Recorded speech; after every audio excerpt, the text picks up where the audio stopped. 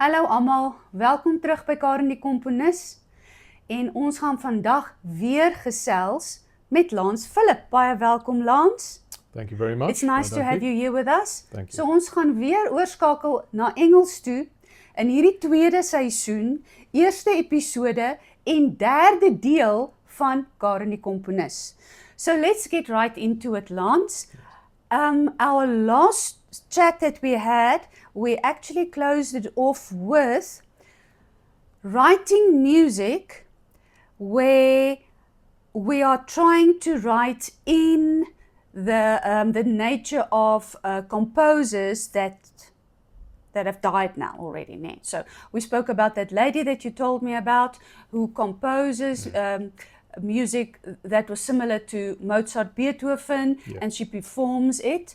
And we spoke about how difficult it is to really get it right, that although so many people come to listen to it, the thing is always there, they can recognize it. Yes, I recognize that as Mozart, or I recognize it as Beethoven, and then they compare.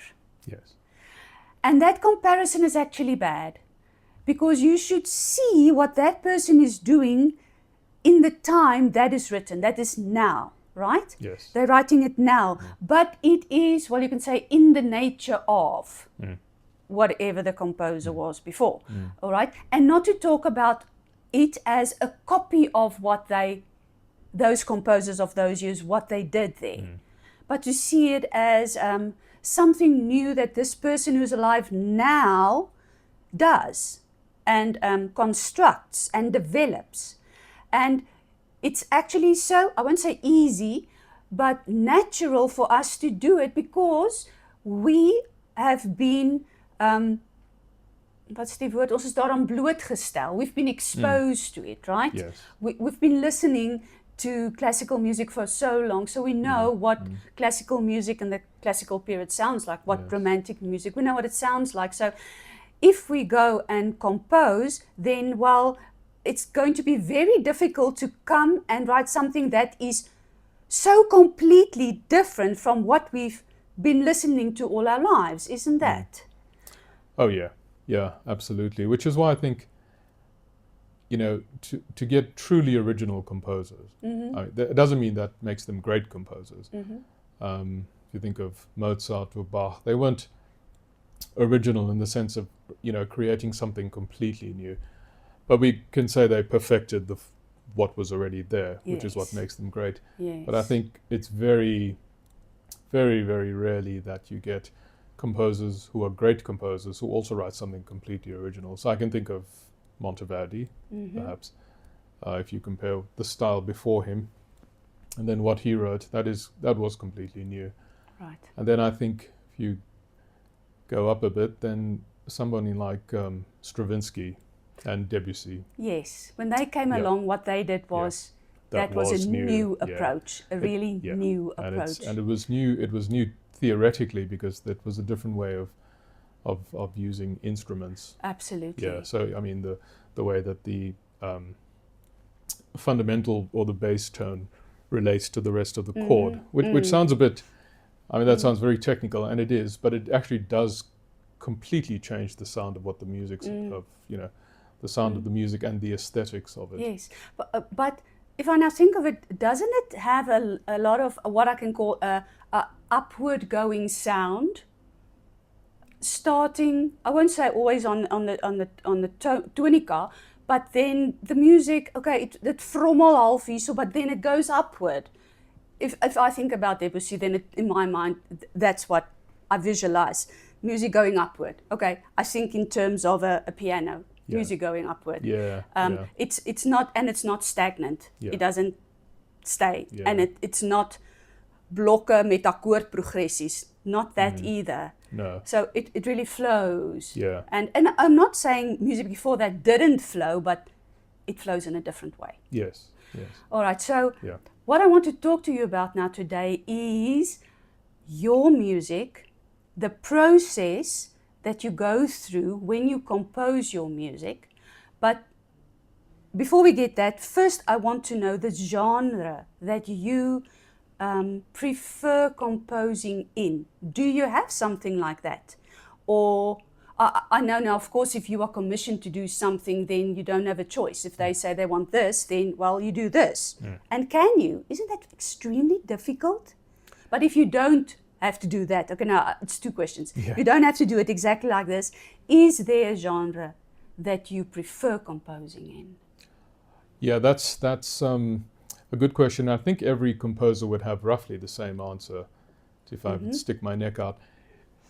Being told what to write, so being commissioned to write something, it in some ways that's well, obviously that puts restrictions on you, Yes. but actually putting restrictions on a composer is actually sometimes a bit of a gift, because it tells you what the limits of this thing are. Right. So then you're not thinking, oh well, you know, if it's for, you know, a violin sonata, you're not going to say, oh well, this would be nice, you know, a melody played by the flute or something like, you know, you can't do that. So it, in some ways, it makes the composing process quicker. Not technically, but I think again aesthetically, you limit yourself. I mean, instruments have quite large ranges anyway. Yes. There's a lot you can do with them. Yes. So I think the better you know the instrument, the easier it makes it. But yeah, so I actually do find that if a commissioner gives you a time limit, and that can be a tricky thing, a time limit tells you, all right, well, this is the ability of the performers. So if you have professional performers, then you Go can for write. it. Yeah, go for it. Yeah, there are a lot of precedents of what Yes. can be done. But on the other hand, it does also mean that the commissioner will expect a level of complexity from you. In terms of? In terms of, so for example, if the commissioner says, well, I want let's say a flute solo work. Now it's, in some ways it's easy to write for the flute. In some ways, you know that the lowest note is that, and it's got its best sound here, and the top register sounds like that, and Just it's leave best gaps to be for breathing. Yeah, breathing. Yeah, exactly. Phrasing. And so in some ways that's an easy assignment, if you want to put it that way. But on the other hand, to say, well, I want you to write a 5-minute piece for flute solo. It's going to be played by a professional, and etc. Then, yes, you know what the brief is, but on the other hand, you have to sustain musical interest for 5 minutes, which is actually quite a... It's tricky. And that's where the aesthetic comes in. Yes. So you have to decide, well, I have to write a piece of music, and that's 5 minutes long for flute solo, and perhaps this person, just before my piece is premiered, has played one of the Bach sonatas for flute and harpsichord. And now you're competing with Bach. And you've still got to maintain the musical interest. Yes. Now, obviously, because that's what is expected, well, exactly, right? yes. People who come and listen to a concert where classical music is performed yes. Is now not going to say, okay, you don't have to write such good music, because I know you wrote it in this century, you're alive now, so I can't compare you to the musicians of previous centuries. They were really good, so it's okay, you can just do your thing. Yeah. It doesn't work like that. No, They I kind mean, of expect that it's on par, not? Yes, exactly. So you have so? to think, because they're thinking it's going to be in this program. Yes. And so it's got to be, at quite a high level. Obviously, the excitement of having a premiere, that will obviously compensate for that. But, if they're playing Bach before you and then, the Reinecke Ondine sonata afterwards, that's quite a tough act to follow. Yeah, you've got to squeeze yourself between these two giants. So yeah, but again, you're not really going to get commissioned by somebody of that level if you're not, if they don't know your music before. So if they don't believe that you can actually do it. Exactly, right. Exactly, yeah. So that's the one. And then on the other hand, if you say, all right, well, I want you to write this for an advanced university student or a beginner university student, something like that, then you go to the list of what this person is playing, of what's expected, and you kind of pitch it there. So that's the one side of it, and that's what most people do. You write for a specific person or an occasion, or for to pay the rent or whatever it is. Yes. But But then there's the other side, which is the ones you always hear about in the textbooks, I guess, which is the romantic side. You know, you have carte blanche. Now you write what you want to, and that's wonderful. But those pieces would probably take longer, just because it's a passion project. Right. And if you're a composer and you're composing something for a large orchestra, firstly that just takes a long time to do. There's a lot of detail. Yes, just writing the whole thing down. Yeah, it's just a lot or of work. typing it. Well, you type it with a keyboard in using either Sibelius or Musical or whatever the case might be. Yeah. But filling it in on a stave that has maybe 5, 7, 9 lines, 10 lines. Oh yeah. I mean, that's a big job. That is a very big job. But besides that, it's also the whole process. I mean, those pieces I think tend to be more expressive, perhaps. Right. So they will take a longer time to do, sometimes years. And I've had that experience myself,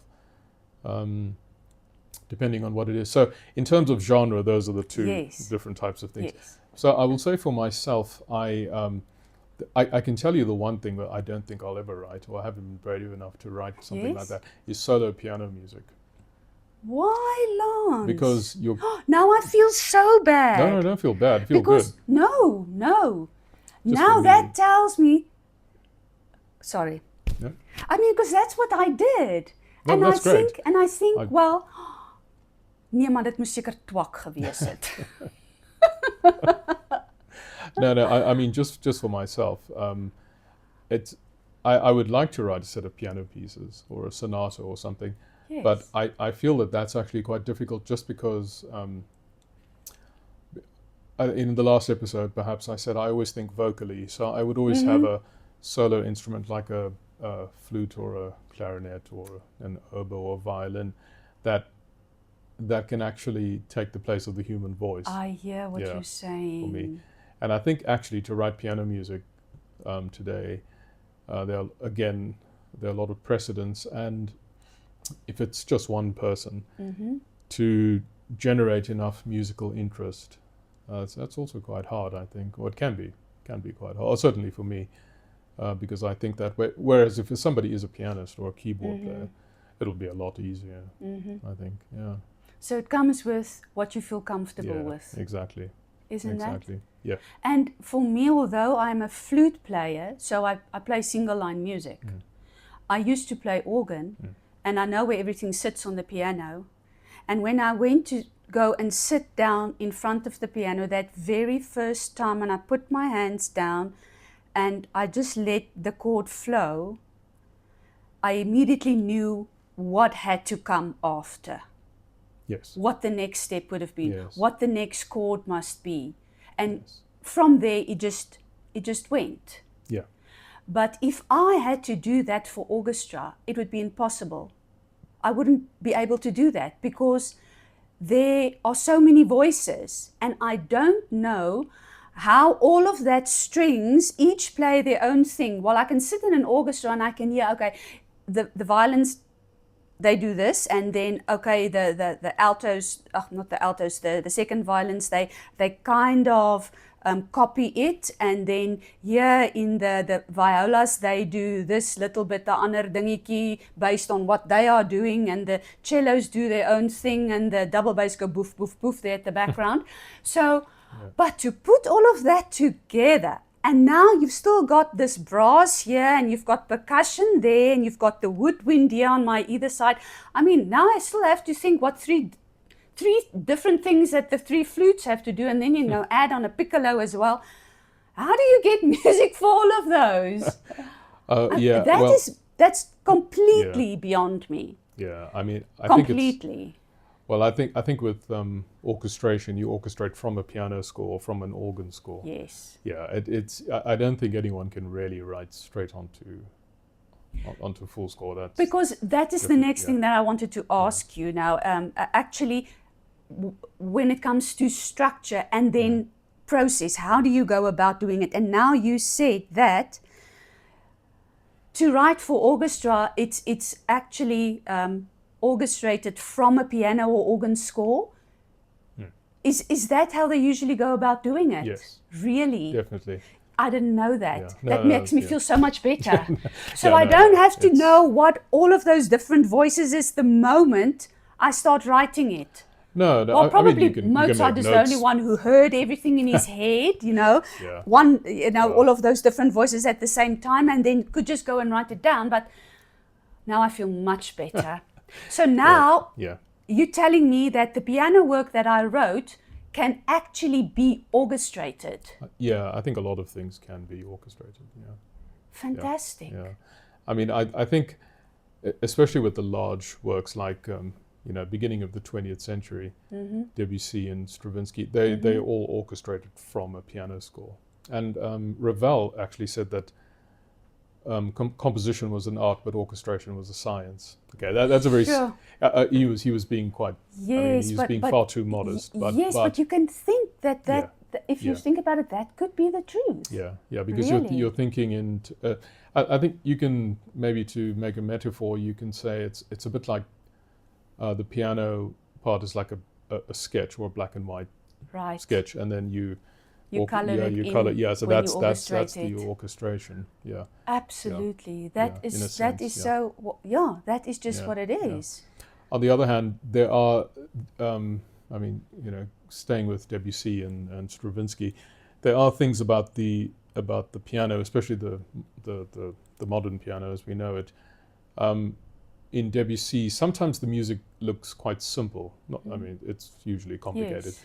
but there are bits where it looks very simple. Yes. But those can it be very does. difficult to orchestrate, mostly because in Debussy or Ravel, you're constantly using the pedal. And, Yes. and when you orchestrate something like that, you have to do quite a lot of creative pedaling that doesn't exist, because But you need half that stuff something is to sustain. sustain. Yes, To exactly. sustain that Yeah. sound being Yeah. carried through all the Exactly. time. Yeah. And Yeah, of course, the overtones of the piano, that's another Right. thing. I mean, it's Right. going to sound very powerfully at the octave. Yes. So that's why you need a piccolo that sounds 2 octaves above whatever it is. Just because you're not going to get the same effect. Yes. You can't orchestrate Debussy with a Mozart orchestra. It just does not work. Yes. And that's what makes it quite complicated. It makes it nice, but it makes it complicated. Or even more so with an organ. Yes. With an organ, you're playing middle C, but you can have that at 16 foot and 8 foot Right. and 4 foot and even 2 foot, Right. and the Right. mixtures, of course. Yes. So you're playing one note, but what you're really hearing in a sense is a Yes. chord. Exactly. And then it's the effect of the overtones and that. Yeah. And then obviously the percussive nature of the piano. Take Stravinsky, for example. To get that sort of power, you actually need quite a large orchestra. And sometimes you need to divide the strings into lots of parts. Just to get the sense of playing chords in a very percussive manner, very loudly and with pedal. So Yes. it's things that you can think of the piano as an orchestra on its own. Yes. So then orchestration becomes quite it's a bit of a science. Okay. Yeah. So ons het nou weer heeltemal van die spoor byse geraak. Okay. We were asking, what is your favorite genre to compose in? Just give us a short answer. I can give you a short answer in Because 2 you parts. did. You said what you don't like composing Yeah. is, so we got there. Yeah. But now, what Yeah. do you like composing? So after saying I don't compose for piano solo, I do think that most of my music will have a piano in it, or at least a keyboard. Right. So I'm happy to compose for organ solo, because that is completely different to the piano. True. Yeah, so I find writing for the organ actually quite easy, or it comes more naturally to me. I have no problem with that, because that's very different. So I have written a few pieces for organ solo, mostly because I have that color. I was talking vocally, so you can have, say, an accompanimental or chordal structure on the one manual, and then a solo voice. Yes. So that's fine to me. Yes. And then writing music for choir and organ, that's also, I enjoy that. And then for choir a cappella. And then on the other How many hand, voices? the most I've written for is 8 voices, I think. 8 voices. Yeah, well, with accompaniment. with organ. With yeah, organ yeah. accompaniment. And I think a cappella, I think it's just been 6 voices, double soprano, double tenor, or something. All like right. that. Yeah, something like that. Yeah. yeah, depending. And then when you do that, do you have specific performers in mind or not? It depends. Sometimes yes, sometimes no. Sometimes I have written things for example, my old parish choir in Pretoria when I lived there. So I knew what they were capable of. I still challenged them a bit, and they quite liked it. And that was quite successful. Piece I wrote in '97 or '98, I think it was. And then you have specific buildings or specific choirs or specific instruments in mind sometimes. But on the other hand, I did write a piece in 2019 and for organ solo, and I wrote it somebody did commission it, or someone suggested the idea. Actually, a mutual friend of ours, Theo Yes. van Wyk, yes, the famous Theo van Wyk, and he played it last year or 2 years ago, actually, at the premiere, and that was just before COVID. It was interesting because it was a very busy year. I remember we did the Brahms Requiem, and we did a very big Vivaldi concert, which I conducted in the Odeon. And somehow, I don't know how I managed that, but I managed to squeeze this piece out in just over 2 months, the entire composition. That sounds very funny. Squeeze it out. Yeah, it did feel like that. And I wanted it to be a piece in 2019. So I actually finished it, I remember, at 12:30, just after noon, on New Year's Eve. Oh, wow. So I could write 20. So you celebrated. Yeah. In the new year. Yeah. After that, I You celebrated. Yeah, exactly. Ah, But the wonderful. orchestration of that, which I worked on and off, took about 2 years during COVID. So so you that was a big orchestrated. thing. You yourself I orchestrated orchestrated it. Yeah. Have you performed that orchestrated? Oh Yes. no, that's a huge thing, and it was 5 trumpets, 4 horns, 2 harps, triple winds, and a string section that would have to be at least you need 2 separate cello sections and All right. very large. So So it's a very This large brings me thing. now to my next question. Yeah. When you start composing, be it commissioned or not, do you have a set structure in mind before you start? Again, it depends. If it's a choral work and you have the text, then you're kind of sure what's going to happen.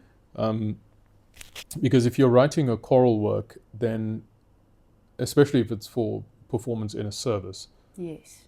then it can't be too long. Right. So that's the one thing.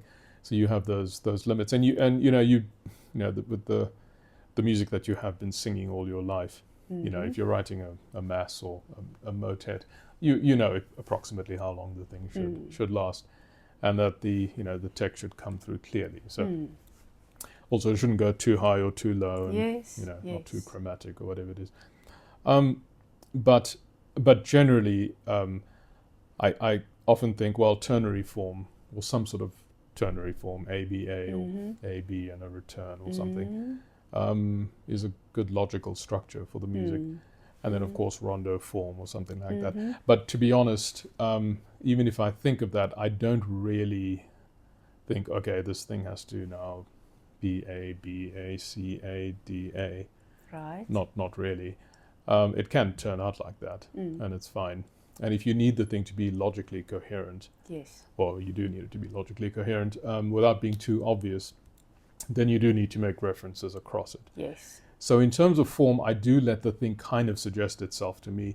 But when I was a student, you think you're going to write something original in form, and the form is actually quite difficult because if you think of sonata form and the old forms, you think it would be quite easy to break these things apart and write your own, but actually it's not. Those things exist because composers they make sense, and composers arrived at them for a reason. And then you think, well, if people like Mozart and Vivaldi and Bartok kind of use the same form, well, there must be something to be said for it. Why? The question is, why did they do it? I think it's because you need something familiar that the listener can grab onto at the beginning. So in sonata form, I guess an exposition where you have a theme or contrasting themes or something like that. And then you do need for these themes to leave home, go away, Yes. and have a little fight, as they Right. say, in the development. Yes. And you need some musical tension, Yes. but they still need to be recognizable as the theme. Yes. But it's always nice when they come home again. Exactly. Yeah, so obviously in tonal music and sonata form, that implies that they need to return to the same key. Obviously, we don't necessarily do that anymore. In fact, they can end in different keys, like Mahler Yes. did. So so the tonal scheme is wide open, or the modal scheme, or the atonal scheme, if you want to. But there has to be some familiarity Right. at some point. Yes. Unless you're composing something like John Cage or something, which is aleatoric music, or What music? random music or chance All music. right. They throw Right. dice, or 4:33, which is silence, for example. Oh, 4 my minutes goodness. then it becomes more philosophical as well. Yes, well, that Yeah, must that's have very a different. different type of Yeah, meaning. But to exactly. get back to what you just said, Yeah. it makes so much sense what you just said, because I've got these 2 piano pieces that I composed, and they are actually my most expressive pieces, and they were both written in 2024, which was kind of a hard year for me. Sure. And I did not plan them at all. But if I look at them now, afterwards, even my daughter says to me, Mama, maar die begin klink dan dieselfde. Right. En die eindes klink dan dieselfde. Yeah. Not that the music from the one sounds like the music from the other, but the way they start at home, as you say, Yeah. and then wanders and then Yeah. come back again. Yeah. That's present. Yes. So I think she more referred to the structure of the pieces. Well, and exactly. but what is amazing with both of those 2 pieces is I did not plan it. Yeah. I start the pieces, well, it started because I was so upset and angry and whatever, emotional. Sure. Slow, deep, hard. And then it relaxes where you take it away from home. Sure. But then it does come back. Yeah. And they don't, well, the one doesn't even end in the same key that Key, it started off with. Sure. But yes, what you say, it absolutely does come back, and it calms down and it ends. Yeah. In that fashion. Yeah. Yeah. Well, So- I mean, that's interesting that your daughter heard form. We often think of things, form, as being a very almost abstract thing, which it is. In a sense, it is abstract because, but the fact that people say, yes, it sounds the same here. Yes, you're hearing form. And actually, a classical art is all about form. Brahms is about form. It's not. It's not like Wagner, which is sort of progressive tonality, or Liszt, which is developing tonality, or episodic form. Yes. In a way that is quite different. But with something like Brahms, where you're actually listening to sonata form. It's hard to describe, but if you took it away, it wouldn't make any sense. Right. Yeah, that's that's interesting. So your daughter said, it sounds yes, the audience Yes. can perceive it, and to the average person so someone who goes to an orchestral concert, to the symphony, they don't necessarily sit there analyzing themes and thinking, oh yeah, well, this is in this key. I mean, hardly anyone does that anyway. But you can tell, if it's a good performance, you can tell this makes sense, but it's Yes. interesting. Sorry. But of course, you can also tell this makes sense, but it's boring, means that, yes, okay, we know what it is, but you lost us Yes. because you didn't introduce the new material at the right time. Yes. And there's no textbook for that. Right. You have And to it doesn't form a grapple with whole. it. No, If exactly. it forms a Yes. whole, Yes. if you can Yes. feel Yes, this is the end. yes, However it Yes. comes, slowly Yeah. with a sigh or with a bang or Yeah. whatever the case Yeah. might be, yeah, a chromatic fling to the end, yeah. you can something like feel You that can is now feel it. the end. Yeah, Nee, yeah. it forms a whole. Yeah. Then you can kind of say, Yeah. that was good. Yeah. Right. And I always think of some of the great masterworks. Not short pieces necessarily, but medium length works like a symphonic movement, say by Mozart, or Brahms or Debussy, something like that. So going a bit later, I always feel that the greatest masterworks, they're like it's a bit like spider's silk on a web. The thing is incredibly strong. It does what it needs to do. But at the same time, it's incredibly fragile. Yes. If you take one bar out of a Mozart symphony, the thing will just fall apart. The you can't whole do thing that. will just fall apart. Right. And the audience will not know why it doesn't work, because Yes. something's missing, Yes. and it will bother them. Yes. And that's why I think Debussy and Mozart is so hard to play, because there are hardly any notes on the page. It's not complicated in a sense. It's very simple in some ways. But it's so perfectly its own thing that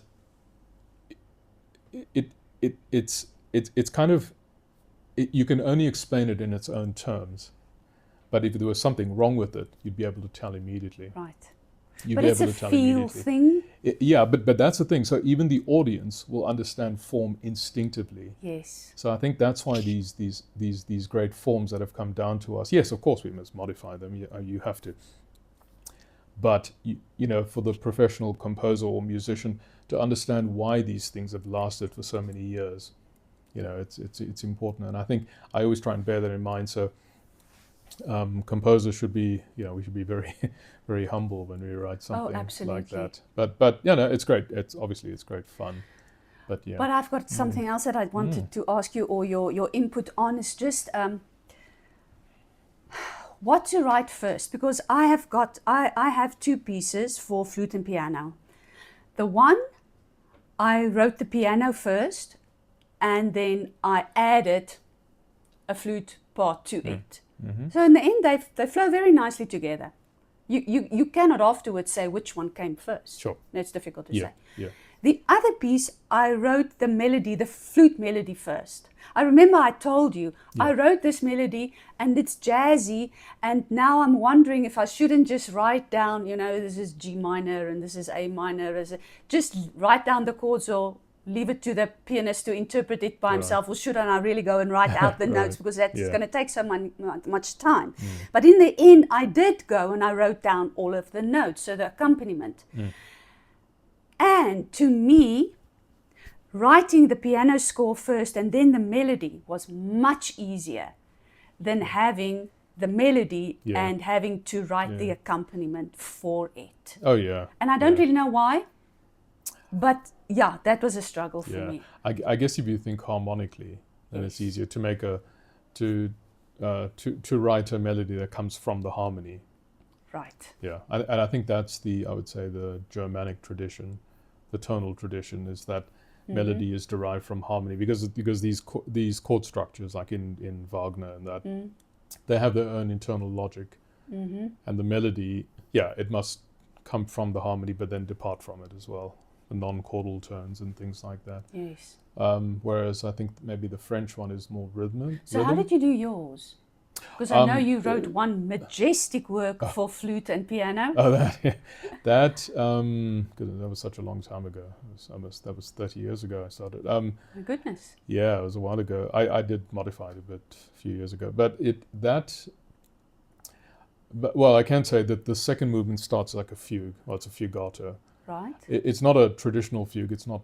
It's extended tonal, I would say, and it's not atonal, not at all. But it's not traditional tonal. So I would say a fugato, imitative, even canonic.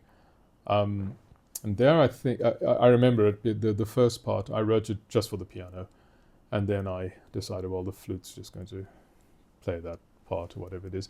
I didn't because I was writing it. I sat at the piano. I remember I don't really think about, is this playable at first. I just write and then I make it playable. Then you take things away or give it to the flute or whatever. And then I wanted a sort of dance-like middle section for that in the second movement, and then a sort of third section where there's some remembrance of the first section, but the thing just dissolves into nothingness, which goes with the story that I wrote for it.